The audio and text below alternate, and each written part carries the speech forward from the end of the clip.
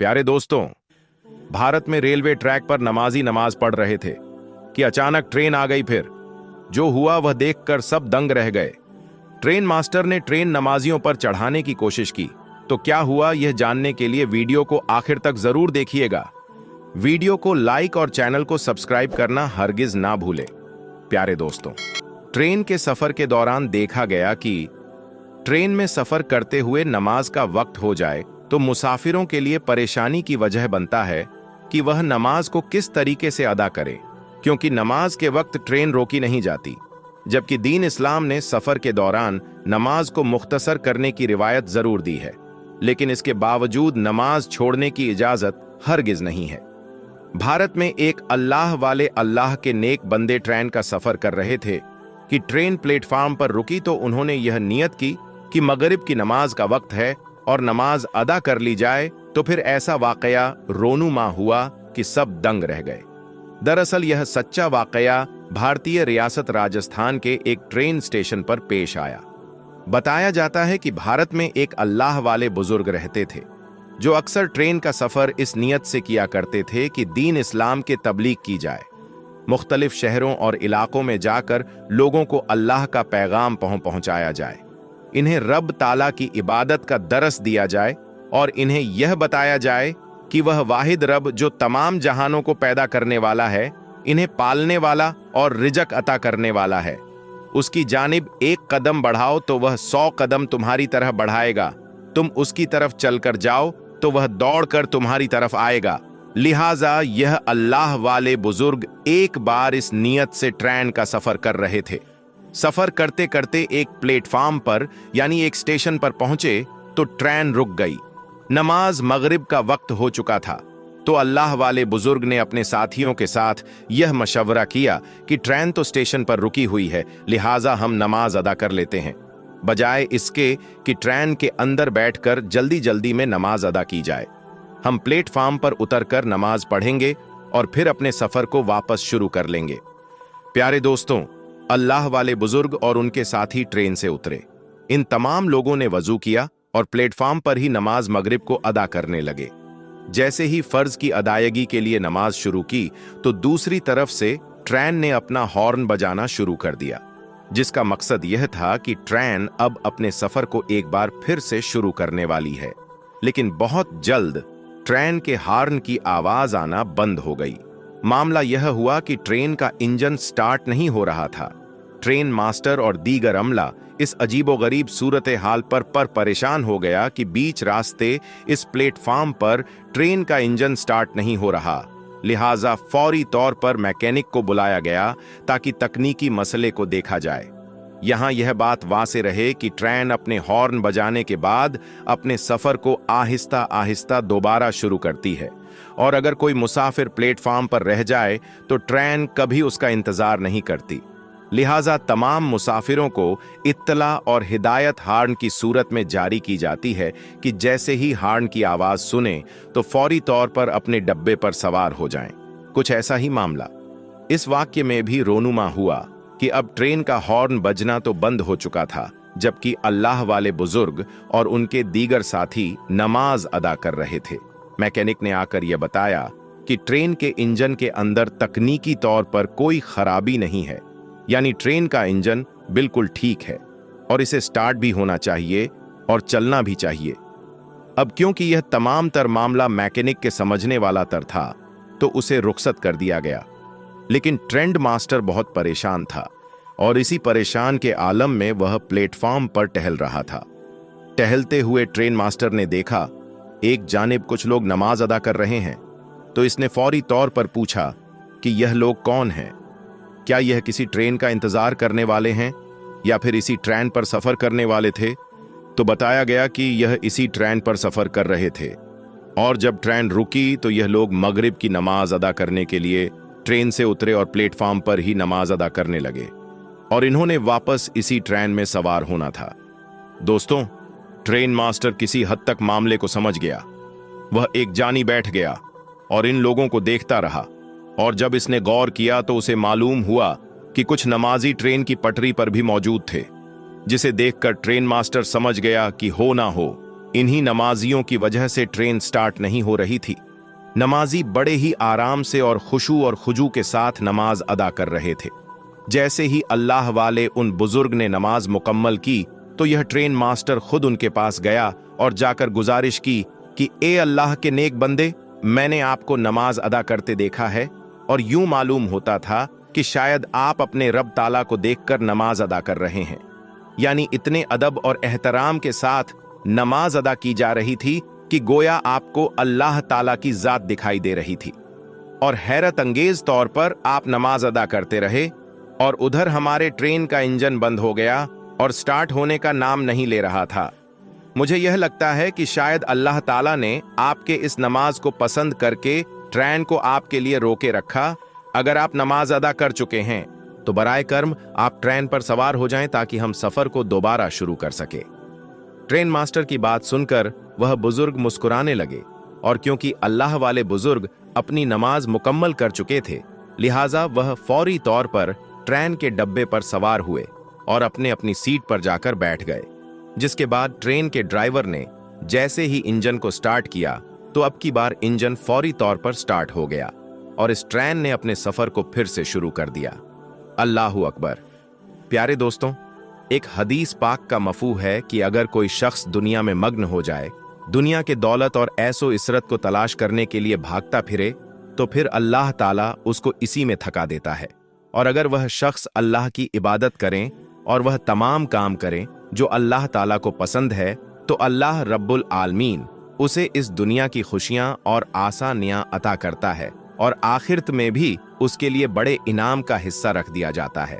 और जो लोग खास तौर पर नमाज की पाबंदी करते हैं और नमाज सिर्फ इसलिए अदा नहीं करते कि इन पर फर्ज कर दी गई, बल्कि यह समझते हैं कि नमाज तो दरअसल इनके खालिक और पैदा करने वाले रब ताला से मुलाकात का जरिया है, फिर यह मुलाकात इसके तमाम तर आदाब और एहतराम को मल्लू से खातिर रखते हुए खुशू और खुजू के साथ अदा करते हैं, तो अल्लाह ताला इन पर अपना खास कर्म करता है, इन लोगों को मुश्किलों से बचा लेता है, इन लोगों के लिए दीन और दुनिया दोनों में आसानी पैदा करता है। लिहाजा खुशू और खुजू के साथ नमाज की पाबंदी करें। दुआ है कि अल्लाह ताला हम सब पर अपना फरमाए, आमीन सुम्मा आमीन। दोस्तों, रमजान के मुबारक महीने के साथ साथ गर्मी का मौसम भी तकरीबन शुरू हो चुका है और गर्मी के साथ साथ गर्मियों के फलों का भी आगाज हो चुका है और मौसमे गर्मा के फल मार्केट में आ चुके हैं, जिनमें से एक फल तरबूज भी है, जिसको हर कोई रमजान के महीने में इफ्तार के साथ खाना पसंद करता है। यानी मौसम गर्मा के रमजान में लोग तरबूज को खाना पसंद करते हैं। आज हम आपको तरबूज के चंद ऐसे फायदों के बारे में बताने जा रहे हैं जिनके बारे में आप शायद ही जानते होंगे, और साथ में हम आपको तरबूज के बारे में हमारे प्यारे आका हजरत मोहम्मद मुस्तफ़ा सल्लल्लाहु अलैहि वसल्लम का इरशाद भी बताएंगे कि आप सल्लल्लाहु अलैहि वसल्लम ने तरबूज के बारे में क्या फरमाया है और क्या हमारे प्यारे नबी ने तरबूज खाया है या नहीं। लेकिन दोस्तों, वीडियो में आगे बढ़ने से पहले आपसे गुजारिश है, अगर आपने इस वीडियो को लाइक नहीं किया है तो इसे लाइक करें। अगर आपने अभी तक हमारे YouTube चैनल को सब्सक्राइब नहीं किया है तो चैनल को सब्सक्राइब करके बेल आइकॉन भी दबा दें। तो चलिए शुरू करते हैं आज की इस वीडियो को। प्यारे दोस्तों, आपको ये बात बताते चलें कि तरबूज मिजाज के एतबार से ठंडा होता है। अल्लाह पाक ने हिफाजत के लिए इसके ऊपर का छिलका निहायत ही मोटा रखा है ताकि ये फल मौसम की गर्मी से महफूज रहे। रेतीले इलाकों का तरबूज ज्यादा मीठा होता है। पके हुए तरबूज की पहचान ये है कि अगर इस फल पर हल्का सा हाथ मारा जाए तो जवाब में अंदर से मध्यम से आवाज बाहर आती है। ये पके हुए तरबूज की निशानी है। दोस्तों, तरबूज को खाने का बेहतरीन तरीका यह है कि तरबूज को बाजार से हमेशा साबुत खरीद कर लाएं और ठंडा करके काट लें और इस पर काला नमक छिड़क कर इस्तेमाल किया जाए। इससे ये जल्द हजम हो जाएगा और कोई नुकसान भी नहीं देगा। तरबूज खाना खाने के 2 घंटे के बाद खाएं और खाने के बाद तकरीबन 2 घंटे तक पानी या कोई और चीज इस्तेमाल करने से बचें। दोस्तों, आप ये जानकर हैरान होंगे कि जिगर के मर्ज में तरबूज की अहमियत बहुत ज्यादा है। जिगर का ठीक तौर पर काम न करना, जिगर का बढ़ जाना, जिगर में गर्मी का पैदा हो जाना, यरकान जैसे मुजी मरज में रंग का जर्द हो जाना, जिस्म का गर्म रहना और हाथ पांव में से गर्मी का सेक निकलना। इन तमाम अमराज में तरबूज के 250 ml जूस में 50 ml सिरका मिलाकर दिन में 2 से 3 मर्तबा नोश करने से, यानी दिन में 2 से 3 मर्तबा पीने से बहुत फायदा होता है। इसी तरह से जिन लोगों का खून गाढ़ा हो गया हो और वो ब्लड प्रेशर की शिकायत में मुब्तला हैं, तो उनके लिए तरबूज अपने मिजाज की वजह से बहुत फायदेमंद साबित होता है। तरबूज का इस्तेमाल खून की हिद्दत को खत्म करता है। दिल के तेज धड़कने, सर चकराने, बढ़े हुए ब्लड प्रेशर को नॉर्मल करने में बहुत फायदेमंद है। प्यारे दोस्तों, तरबूज पेशाब की जलन और रुकावट में भी बेहद मुफीद है। ये जिगर और मसाने की गर्मी को मुकम्मल तौर पर खत्म कर देता है। इसके अलावा गुर्दे और मसाने की पथरी को पेशाब के साथ खींचकर बाहर ले आता है। इसी तरह तरबूज अपनी ठंडक और मिजाज की वजह से गर्मी के बुखार में खास तौर से फायदा करता है। बुखार की वजह से होने वाली दिल की घबराहट, बेचैनी और जिस्म से गर्मी की हिद्दत को खत्म करता है। बुखार के अंदर तरबूज का जूस पिलाना बहुत फायदेमंद है, क्योंकि तरबूज के अंदर ग्लूकोज ठीक ठाक मिकदार में पाया जाता है। इसलिए ये फौरी तौर पर जिस्म को तवानाई और ताकत बख्शता है और प्यास की शिद्दत जो बुखार की वजह से होती है उसे खत्म करता है। दोस्तों, आपने तरबूज के फायदे जान लिए कि ये किस तरह से मुख्तलिफ बीमारियों में फायदेमंद साबित हो सकता है। इसीलिए आप अपनी इफ्तारी में तरबूज का इस्तेमाल कर सकते हैं, लेकिन ज्यादा इस्तेमाल करने से परहेज करें। दोस्तों, आप ये जानकर भी हैरान होंगे कि तरबूज के साथ साथ इसके बीज भी सेहत के लिए बहुत फायदेमंद होते हैं। डॉक्टर्स के मुताबिक इन बीजों में गिजाई अज्जा के साथ साथ मुख्तलिफ सेहत बख्श फायदे भी हैं। डॉक्टर्स के मुताबिक तरबूज के बीज प्रोटीन से मालामाल होते हैं। इसके बीजों में phosphorus, iron, potassium, sodium, copper, magnesium और जिंक शामिल होते हैं। इसलिए जब भी आप तरबूज खाएं तो उसे बीजों सहित खाएं। इससे आपको प्रोटीन की बाफर मिकदार मिल सकती है।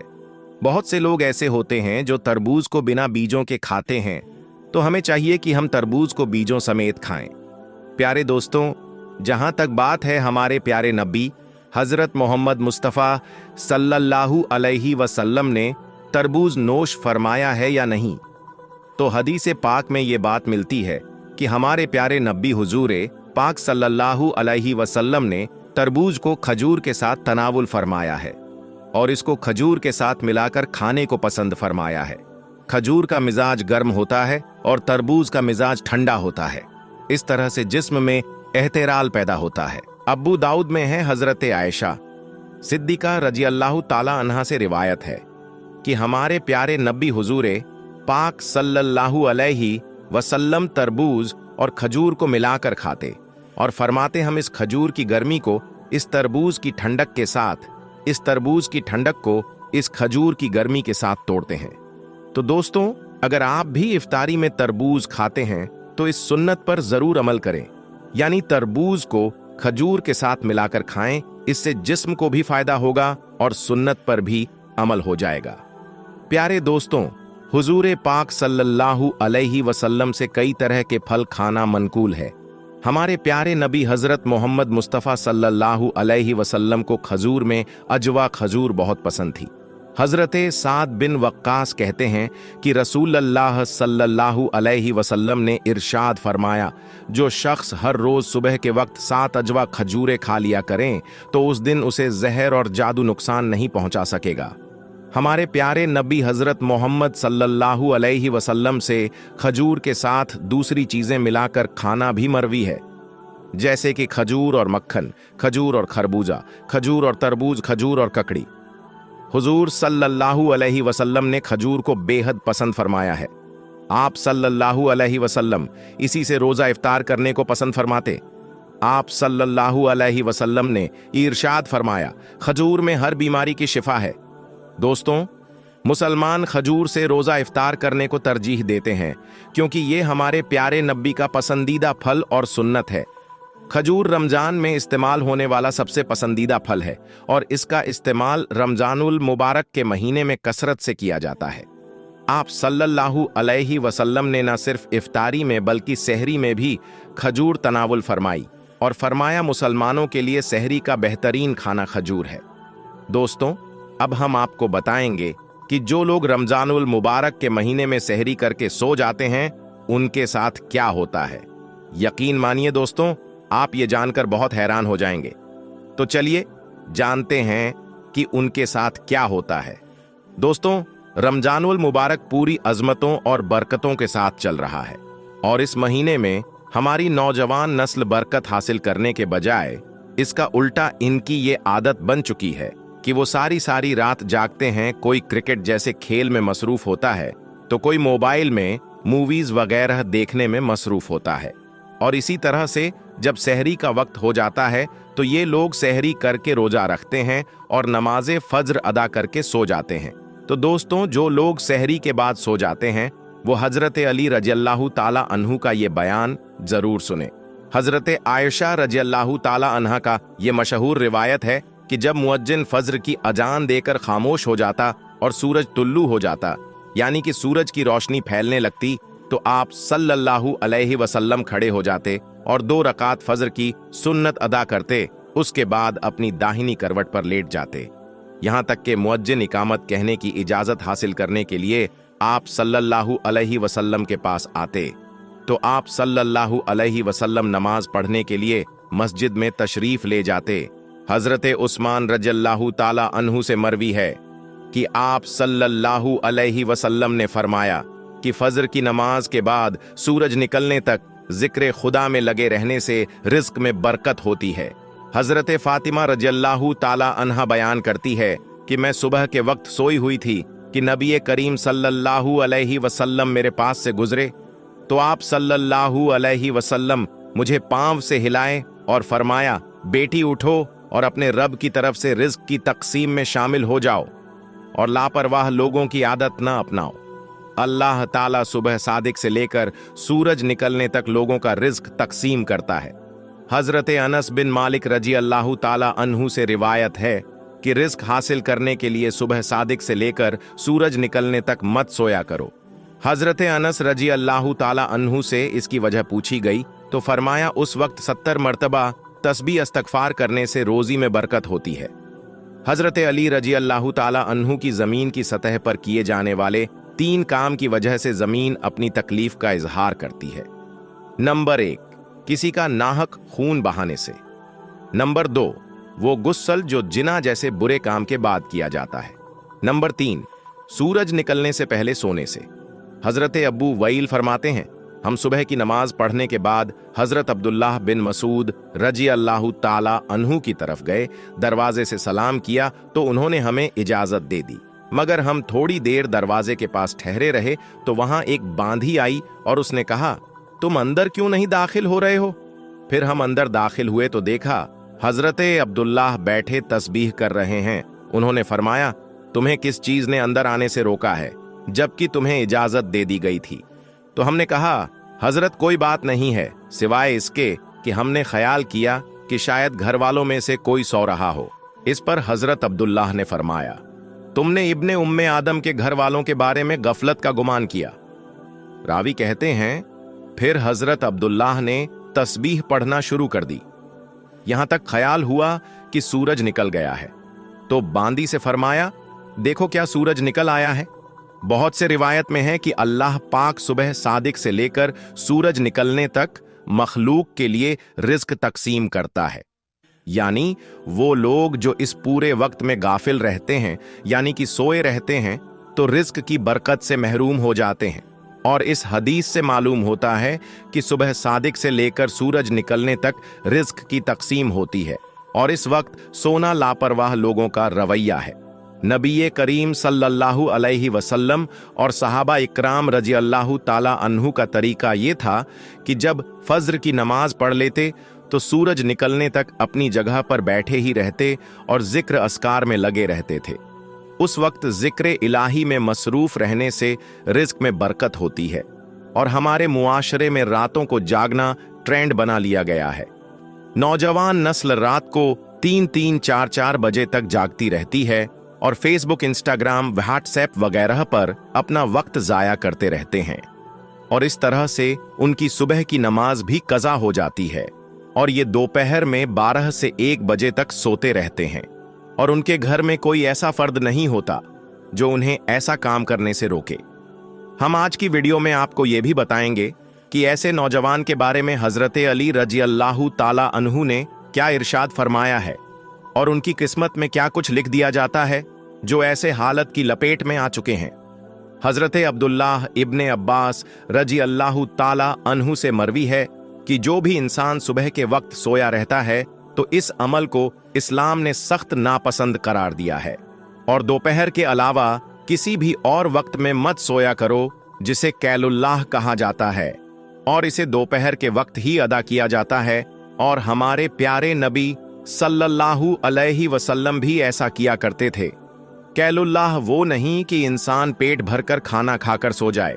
कैलुल्लाह से मुराद वो अमल है जिसमें आपने खाना खाया है या नहीं, बस थोड़ी देर दोपहर के वक्त आराम कर लेना, ताकि जो आपका बाकी का दिन है वो सही सलामत गुजरे और दिन के बाकी हिस्से में आप अपने अच्छे कामों को अच्छी तरह से कर सके। हजरत अली रजी अल्लाहु ताला अन्हु बयान करते हैं कि मैंने अल्लाह के नबी सल्लल्लाहु अलैहि वसल्लम से सुना था कि खाना खाकर फौरन ना सोया करो, क्योंकि ऐसा करने से इंसान के दिल में भी सख्ती आ जाती है। और आज की तारीख में ये बात इस हद तक गहराई में पहुंच चुकी है कि यहाँ पर डॉक्टर का भी यही कहना है कि अगर इंसान खाना खाकर फौरन सो जाता है तो वो दिल के अर्जे में मुब्तला हो जाता है। और यही बात आज से 1400 साल पहले हमारे प्यारे आका सल्लल्लाहु अलैहि वसल्लम ने इरशाद फरमाया था। प्यारे दोस्तों, अब चलते हैं हजरत अली रजी अल्लाहु ताला अन्हु की इरशाद की तरफ। हजरत अली रजी अल्लाहु ताला अन्हु ने फरमाया था कि जब हजरत अली रजी अल्लाहु ताला अन्हु की खिदमत में एक शख्स हाजिर हुआ और अर्ज करने लगा, या अली, सुबह सवेरे तक जो शख्स सोया रहता है तो उसकी किस्मत में क्या कुछ लिख दिया जाता है? तो हजरत अली रजी अल्लाहु ताला अन्हु ने जवाब दिया कि ए अल्लाह के बंदे, मैंने अल्लाह के नबी सल्लल्लाहु अलैहि वसल्लम से सुना है कि जो भी शख्स सुबह के वक्त सोया रहता है तो उसकी फज्र की नमाज कज़ा हो जाती है या फिर वो फज्र की नमाज अदा करके सो जाता है। तो जब फरिश्ते आसमानों से उनके मुकद्दर का रिज्क लेकर जमीन की तरफ आते हैं और इंसानों में रिज्क बांटने लग जाते हैं, तो जब वो किसी इंसान को सोया हुआ देखते हैं तो उनके हिस्से का रिज्क फरिश्ते अपने साथ लेकर आसमानों की तरफ लौट जाते हैं। और जब वो नींद से बेदार होता है तो ऐसे लोग अपने रिज्क तंगी की शिकायत करते फिरते हैं। आपने अक्सर ऐसे लोगों को देखा होगा जो रिज्क तंगी की शिकायत करते हैं।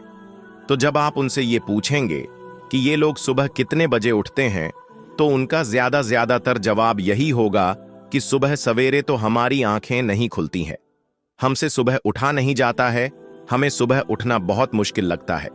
लिहाजा यही वजह है जिसकी वजह से ऐसे लोगों पर रिज्क तंग कर दिया जाता है और फिर वो अपनी तंगदस्ती और बेरोजगारी की शिकायत करते फिरते हैं।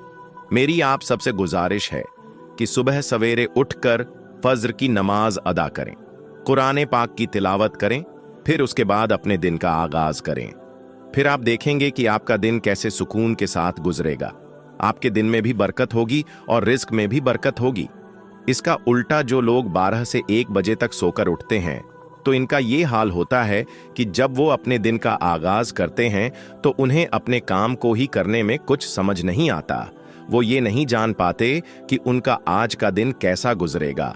उनका दिन यूं ही पलक झपकते ही गुजर जाता है। और वो लोग जो सुबह जल्दी उठते हैं वो अपने तमाम अच्छे काम को अच्छे से कर पाते हैं। उनके रिस्क में भी बरकत होती है और वो एक पुरसुकून और खुशहाल जिंदगी बसर करते हैं। उन्हें किसी बीमारी की शिकायत भी नहीं होती। ऐसे लोग हमेशा तंदुरुस्त रहते हैं। अगर एक रस्सी को दोनों तरफ से खींचा जाए तो रस्सी टूट जाएगी, और अगर एक तरफ से रस्सी को ढीला छोड़ दिया जाए तो रस्सी नहीं टूटेगी। नंबर 3, मुझसे राज की हर बातें करना, लेकिन लोगों के गिले शिकवे शिकायतें कभी नहीं करना। और नंबर 4, दिल एक है, या तो इसमें मोहब्बत रह सकती है या तो नफरत। एक वक्त में दोनों चीजें दिल में नहीं रह सकती। अगर जिंदगी में मेरी कभी कोई बात बुरी लगे तो उसे दिल में नहीं रखना। तो दोस्तों, अब हम आपको बताते हैं कि जिन घरों में रात के खाने के बर्तन नहीं धोए जाते उन घरों में क्या होता है। इसके बारे में हजरते अली ने क्या फरमाया।